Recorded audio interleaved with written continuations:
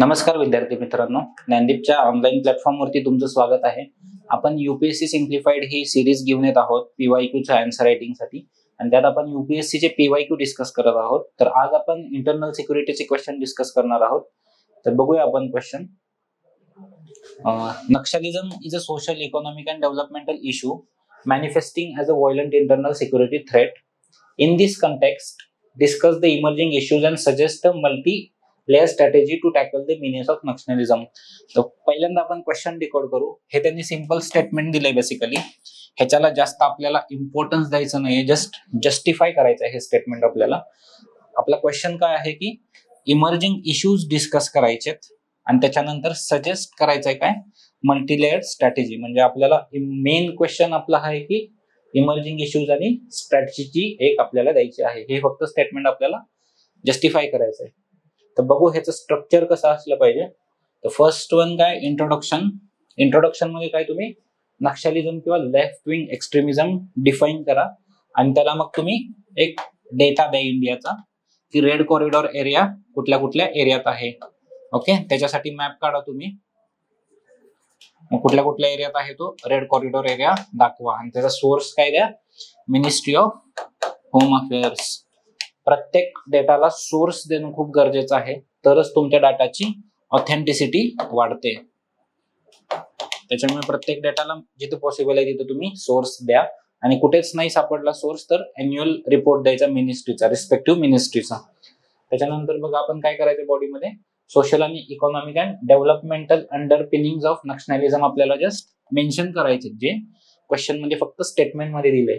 त्याच्यानंतर emerging issues mention करायचे आणि मल्टीलेअर स्ट्रॅटेजी आपल्याला सांगायची आहे आणि जस्ट कन्क्लूड करायचं आहे रिलेव्हंट स्टेटमेंट्सनं. कन्क्लुजन मध्ये आपण काय करणार, एक फ्युचरिस्टिक व्ह्यू देणार. ओके, सो बघू आपण. तर पहिलं नक्षलिझम काय आहे हे डिफाईन करा, किंवा अल्टरनेटिव्ह एक काय आहे याची इंट्रोडक्शन की तुम्ही डेटा द्या मिनिस्ट्री ऑफ होम अफेअर्सचा. मी जो सांगितला तो एक डेटा द्या की किती डिस्ट्रिक्ट्स मध्ये आहे नक्षलिझम. आता नियर अबाउट 50 डिस्ट्रिक्ट्स आहेत आणि 2014च्या आसपास ते 100च्या वर होते. हा डाटा एकदा चेक करून घ्या आणि त्या डाटाने तुम्ही तो लिंक करा आणि थोडीफार डेफिनेशन पण लिहा की त्याची काय आहे आयडियोलॉजी. तर ते फार लेफ्ट रॅडिकल थॉट्स आहेत त्यांचे आणि ते म्हणतात की रिव्हॉल्युशन बाय ब्लड, म्हणजे ते त्याच्यावर जास्त विश्वास ठेवतात. सो ते तुम्ही डिफाईन करा. त्याच्यानंतर सोशल अंडरपिनिंग्स ऑफ नक्षलिझम त्यांनी जे दिलेलं की सोशल अंडरपिनिंग्स काय आहेत, म्हणजे नक्षलिझमचे सोशल आस्पेक्ट्स काय काय आहेत हे एक्सप्लेन नाही करायचे आपल्याला, कारण हे विचारले नाहीयेत, हे फक्त मेन्शन करायचे. हे तुम्ही डायग्राम मध्ये मेन्शन करू शकता. सोशल, इकॉनॉमिकल आणि अजून जे काही विचारले ते. मग इथं हे 2-3 पॉइंटला, इथं 2-3 पॉइंटला, इथं 2-3 ला, इथं 2-3 ला. हे तुमचं पहिल्या पेजच्या, हे जर पेज असेल तर इथपर्यंत तुमचं इंट्रो प्लस हा सगळा पार्ट संपला पाहिजे ह्या डायग्रामचा, आणि इथून मेन क्वेश्चन चालू करायचं आपल्याला. ह्याला जास्त इम्पॉर्टन्स द्यायचं नाही, कारण हे स्टेटमेंट त्यांनी दिले, आपल्याला फक्त जस्टिफाय करायचंय. त्याच्यानंतर सोशल मध्ये काय काय बघा, लाईव्हलीहूड रिलेटेड इश्यूज आहेत, त्यांना जॉब नाही आहेत. जस्टिस डिनायल आहे, म्हणजे आपण म्हणतो की हिस्टोरिक इनजस्टिस केला आपण त्यांच्यासोबत. त्यानंतर discrimination of caste and gender role आहे, बरोबर. आणि ब्रेन वॉश लोकल्स आहेत, म्हणजे त्यांचं ब्रेन वॉशिंग केलंय की गव्हर्नमेंट काहीच कामाचं नाहीये. त्याच्यानंतर इकॉनॉमिक अंडरपिनिंग्स ऑफ नक्षलिझम आहेत. इकॉनॉमिक मध्ये मग तुम्हाला काय दिसतं, पॉवर्टी आहे, नक्षलाइट एरियामध्ये पॉवर्टी आहे, ट्रायबल एरिया असल्यामुळं. अनएम्प्लॉयमेंट खूप जास्त आहे. त्यानंतर मायनिंग ऍक्टिव्हिटीज मुळे काय होतंय, त्यांचं खूप एक्सप्लॉयटेशन होतंय. वेदांता पॉस्को केस माहित असेल तुम्हाला, वेदांता केस. त्याच्यानंतर इनइक्वालिटी राईज होते, ऍग्रिकल्चर डिस्ट्रेस आहे, लँड रिलेटेड इश्यूज आहे. हे जे ट्रेओलॉजी आहे, जलजमीन जंगल, तर ही डिस्टर्ब व्हायला लागले ट्रायबल एरियाज मध्ये. त्याच्यामुळे ट्रायबल लोक नक्षलिझम कडे अट्रॅक्ट व्हायला लागली. त्यानंतर लँड रिफॉर्म्सचं फेल्युअर आहे त्या एरियामध्ये. पोअर इम्प्लिमेंटेशन ऑफ लॉज आहेत. लॉज कुठले कुठले आहेत, समजा पेसा असेल किंवा तुमचे 5th आणि 6th शेड्यूल असतील, तर ह्याचं इम्प्लिमेंटेशन पुअर आहेत. किंवा अजून तुमचे लॉज जे आहेत, FRA आहे, ह्याचं इम्प्लिमेंटेशन नसल्यामुळं त्यांना जस्टिस मिळत नाही आणि ते ट्रायबल लोक नक्षलाइट ऍक्टिव्हिटीज कडे डायव्हर्ट होत आहेत. त्यानंतर स्पेशल लँड टेन्युअर आहे. अनलॉफुल एन्क्रोचमेंट आहे, म्हणजे ट्रायबल एरियाज जे आहेत त्याच्यात बाहेरचे लोक खूप एन्क्रोच करतात, त्याच्यामुळे काय होतंय, ते लोक परत नक्षलिझम कडे शिफ्ट होत आहेत. आणि टायटल नाहीये, लँडचं जे टायटलिंग आहे तर ते इफेक्टिव्हली झालं नाहीये नक्षलाइट एरियामध्ये. त्याच्यानंतर डेव्हलपमेंटल अंडरपिनिंग मध्ये काय काय नक्षलिझम मध्ये, डेव्हलपमेंटच नाहीये, म्हणजे तिथं बेसिक इन्फ्राच अवेलेबल नाहीये. इंडस्ट्रियल पॉलिसी तिथली डिस्क्रिमिनेटरी आहे, म्हणजे झारखंडमध्ये इंडस्ट्री काहीच नाहीये पण वेस्टर्न महाराष्ट्रात खूप जास्त आहे. त्यानंतर सोशल इकॉनॉमिक इश्यूज आहेत, म्हणजे परत मगाशी सांगितलं ते जेंडर इश्यूज आहेत. त्याच्यानंतर लाईव्हलीहूड नाही आहेत, त्याच्यानंतर त्यांना इकॉनॉमिक रिटर्न्स मिळत नाहीत इफेक्टिव्हली. आणि डिस्प्लेसमेंट बाय डेव्हलपमेंट, म्हणजे एखादा डेव्हलपमेंटल प्रोजेक्ट आला तर त्याच्यामुळे त्यांची डिस्प्लेसमेंट होते. आता हे जे सगळे पॉईंट सांगितले तुम्हाला मगाचपासून, हे तुम्ही एका डायग्राम मध्येच कव्हर करून घ्यायचे आणि जस्ट मेन्शन करायचे, एक्सप्लेन नाही करायचे. मेन क्वेश्चन आपला इथून चालू होतोय की इमर्जिंग इश्यूज काय आहेत विथ रिस्पेक्ट टू नक्षलिझम. आता ह्याच्यात परत प्रत्येक ह्याला तुम्ही एक्झाम्पल देऊ शकत असाल तर दॅट्स फाईन, किंवा मग बेस्ट वे काय करायचं, बॉक्स करायचं आणि एक केस स्टडी लिहायची. केस स्टडी तुम्ही 1-2 मेन्शन करा, छत्तीसगडचे असेल किंवा अजून झारखंडमध्ये असेल किंवा आंध्र, सुकमा, गडचिरोली, कुठलीही 1-2 केस स्टडी इथं मेन्शन करा आणि ह्यातले इश्यूज त्यात तुम्ही मेन्शन करायचा ट्राय करा की हे केस स्टडी ह्या इश्यूला कशी लिंक आहे. ह्या केस स्टडी तुम्हाला जशी मेन्स जवळ येईल तसे मिळून जातात, त्याचा काही इश्यू नाहीये. ओके, त्याच्यानंतर बघा इमर्जिंग इश्यूज काय आहेत, तर रिगेनिंग ऑफ लॉस्ट एरियाज, म्हणजे नक्षलाइट ऍक्टिव्हिटीज ज्या ज्या एरियामधून बाहेर गेले तिथं परत ती यायला लागली. डिसरप्ट इलेक्शन्स, ओके, म्हणजे काय होतंय की इलेक्शनच होऊन देत नाहीयेत नक्षलाइट एरियामध्ये. म्हणजे छत्तीसगड किंवा झारखंडमध्ये नक्षलाइट एरियामध्ये बरेच असे एरिया आहेत की जिथे इलेक्शनच होत नाहीयेत प्रॉपरली. त्याच्यानंतर सेटअप ओन गव्हर्नमेंट, नक्षलाइट काय करतायत, स्वतःचं ओन गव्हर्नमेंट सेटअप करतायत आणि ती पॅरलल सिस्टीम जी आहे ती ते रन करतायत ऍडमिनिस्ट्रेशनसाठी. ओके, त्यानंतर क्रिमिनल ऍक्टिव्हिटीज, नक्षलाइट्स काय होत आहेत, क्रिमिनल ऍक्टिव्हिटीज प्रमोट करायला लागलेत सराउंडिंग एरियाज मध्ये फॉर देअर फंडिंग. ओके, त्याच्यानंतर यूज ऑफ ऍडव्हान्स टेक्नॉलॉजी, म्हणजे काय, नक्षलाइट्स आहेत त्यांच्याकडे AK-47 किंवा तुमचे कॉम्प्युटर असतील, लॅपटॉप असतील, अशा गोष्टी दिसायला लागल्यात आता. जर तुम्ही नीट बघितलं तर ते काय होते, ऍडव्हान्स टेक्नॉलॉजी त्यांच्यात पेनिट्रेट व्हायला लागले आणि ते यूज करायला लागले त्यांच्या ऍक्टिव्हिटीसाठी. त्यानंतर लिंक विथ फॉरेन गव्हर्नमेंट, तर असे रिपोर्ट आहेत बरेच आयबीचे की ते नक्षलाइट्स जे आहेत तर ते बाहेरचे जे स्टेट आणि नॉन स्टेट ऍक्टर्स आहेत, स्पेसिफिकली स्टेट ऍक्टर्स बद्दल हा पॉइंट आहे, तर त्यांच्याकडून त्यांना एड मिळते.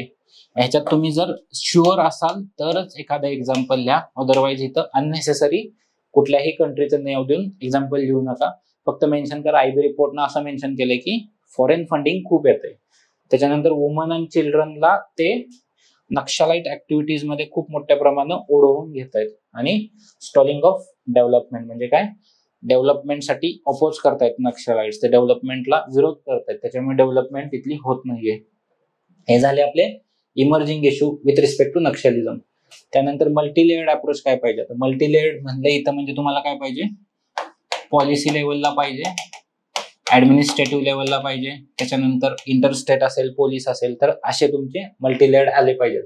आता पॉलिसी लेवलला हे बेसिक मेजर्स आहेत, हे लक्षात ठेवा तुम्ही. पॉलिटिकल विल पाहिजे, तुम्ही डायलॉग एस्टॅब्लिश करा. आता इथं गडचिरोली डिस्ट्रिक्टचं एक मॉडेल आहे ते मेन्शन करा की जिथं ते बेसिक डिस्ट्रिक्ट ऍडमिनिस्ट्रेशन आहे ते डायलॉग करतंय. त्याच्यानंतर ऍडमिनिस्ट्रेटिव्ह मशिनरी तुम्ही स्ट्रेंथन करा. ह्याच्यात काय करा, तुम्ही ट्रायबल्स लोकांना इन्क्लूड करा ऍडमिनिस्ट्रेशन मध्ये. आता हे मी बुलेट पॉइंट्स काढलेत, ह्याच्यात तुमचं एक स्पेसिफिक पॉइंट आला पाहिजे आणि त्याचं एक्झाम्पल आलं पाहिजे. For example delivery mechanism improve करा, मग ह्याचं एक्झाम्पल काय देणार तुम्ही. फॉर एक्झाम्पल तुम्ही छत्तीसगडचं देऊ शकता की छत्तीसगडमध्ये काय PDS खूप इफेक्टिव्हली इम्प्लिमेंट केलं जातं किंवा MG नरेगा सगळ्यात जास्त इफेक्टिव्हली इम्प्लिमेंट छत्तीसगडमध्ये केलं जातं, तर हे एक्झाम्पल तुमचं आलं पाहिजे. त्याच्यानंतर इंटरस्टेट कोऑर्डिनेशन ठेवा, म्हणजे काय असेल की आंध्र प्रदेश, छत्तीसगड, झारखंड, महाराष्ट्र अशा 4 ह्याच्यात तुम्ही कोऑर्डिनेशन ठेवा. आणि हे मिनिस्ट्री ऑफ होम अफेअर्सने एक समाधान डॉक्टरीन दिलंय, त्याचा फुल फॉर्म एकदा बघून घ्या. त्या समाधान डॉक्टरीन तुम्ही नक्षलाइट टॅकल करू शकता असं त्यांचं म्हणणं आहे. त्याच्यानंतर सिव्हिल ऍडमिनिस्ट्रेशन मध्ये तुम्ही काय करू शकता, जे परत बेसिक पॉईंट आहेत की गव्हर्नन्स इम्प्रूव्ह करा, स्किल डेव्हलपमेंट करा, ट्रॅडिशनल राईट त्यांचे सिक्युअर करा, ट्रायबल्सचे ज्युडिशियल सिस्टीम स्ट्रेंथन करा, त्यांना जस्टिस द्या आणि इन्फ्रास्ट्रक्चर डेव्हलप करा. आता ह्याचं एक्झाम्पल तुम्ही काय देऊ शकता, बस्तार डिस्ट्रिक्ट मॉडेल एक आहे, छत्तीसगड मधलं आहे. ओके, तर हे खूप इफेक्टिव्हली इम्प्लिमेंट केलेलं मॉडेल आहे की ज्यांना तिथं नक्षलाईट ऍक्टिव्हिटी खूप कमी झाली. ओके, त्याच्यामुळे अशा केस स्टडीज ज्या आहेत ह्या तुम्ही लिहित चला या पॉइंटला, त्याच्यामुळे तुमचे मार्क वाढत जातील. त्याच्यानंतर आहे तुमचं security related. Okay, security related मध्ये काय, स्टेट पोलीस फोर्सेस स्ट्रेंथन करा. म्हणजे समजा महाराष्ट्रामध्ये बघितलं तर तुम्ही काय करा, गडचिरोली डिस्ट्रिक्टचे जे पोलीस आहेत तिथं तुम्ही स्पेशल नक्षलाइट सेल तयार करा. जो कुठला आहे महाराष्ट्रात, C60 नावाचा अँटी नक्षलाइट पोलीस फोर्स आहे. तर असे तुम्ही स्टेट पोलीस करा. त्यानंतर बेस्ट प्रॅक्टिसेस तुम्ही इम्प्लिमेंट करा. हे जे एक्झाम्पल काय आहे, ग्रे हॉर्न्स आहे आंध्र प्रदेशचं आहे, किंवा बस्तार डिस्ट्रिक्ट मॉडेल आहे, हे तुम्ही इम्प्लिमेंट करा. नॅशनल पॉलिसी क्रिएट करा, नॅशनल अँटी नक्षलिझम पॉलिसी एक तुम्ही क्रिएट करा डायरेक्टली. त्याच्यानंतर आर्म फोर्सेस सेन्सिटाईज करा. म्हणजे काय, CRPF जे आपण इम्प्लिमेंट करतो तर ते सेन्सिटाईज करा अगेन्स्ट ट्रायबल्स. कारण काय होतं, आपलं फेक एन्काउंटर्स खूप होत आहेत इंडियामध्ये नक्षलाइट मुवमेंटच्या एरियामध्ये, तर ते कर्व करण्यासाठी सेन्सिटाईज करा. किंवा CRPF मध्ये सुसाइड्स पण खूप वाढलेत. त्याच्यानंतर पोलीस स्टेशन स्ट्रेंथन करा. म्हणजे पोलीस स्टेशनचे जे इन्फ्रा आहे नक्षलाइट एरियामध्ये ते तुम्ही स्ट्रेंथन करा. आणि एक इंटिग्रेटेड अप्रोच डेव्हलप करा, जिथं तुम्ही सिव्हिल सोसायटी असेल, ट्रायबल्स असतील, लोकल ट्रायबल लीडर्स असतील, त्याच्यानंतर गव्हर्नमेंट असेल, त्यानंतर ऍडमिनिस्ट्रेशन, ह्या सगळ्यांना इन्क्लूड करून एक इंटिग्रेटेड अप्रोच ठेवा टॅकल करण्यासाठी. ओके, आणि लास्टली मग आपण कन्क्लुजन कशावर करायचं, बेसिक तुम्हाला म्हणलं फ्युचरिस्टिक, की Naxalism is not a problem but it is a symptom of a problem. म्हणजे आपल्याला हे आयडेंटिफाय करणं गरजेचं आहे की Naxalism itself is a not problem, पण तो सिम्पटम आहे प्रॉब्लेमचा. मग government approach is at the most towards controlling the Naxalism but not solving Naxalism. The solution lies in land reform, decentralisation, employment generation. Okay, so हे futuristic लाईनवर एक तुम्ही conclusion करू शकता. ओके, सो आणि त्याच्यात मग तुम्हाला जर असेल तर तुम्ही कोट यूज करा की नक्षलिझम कॅन बी टॅकल बाय गणतंत्र. आपले प्राईम मिनिस्टर नरेंद्र मोदी म्हणतात की गणतंत्र म्हणजे काय, डेमोक्रेसी, त्यानं तुम्ही सॉल्व्ह करा, नॉट बाय गणतंत्र म्हणजे काय, गन इज अ बंदूक, म्हणजे तुम्ही गणतंत्र डेमोक्रेसीनं सॉल्व्ह करा, नॉट बाय गणतंत्र. सो ह्या कोट लाईनवर तुम्ही कन्क्लूड करू शकता. Okay, so thank you.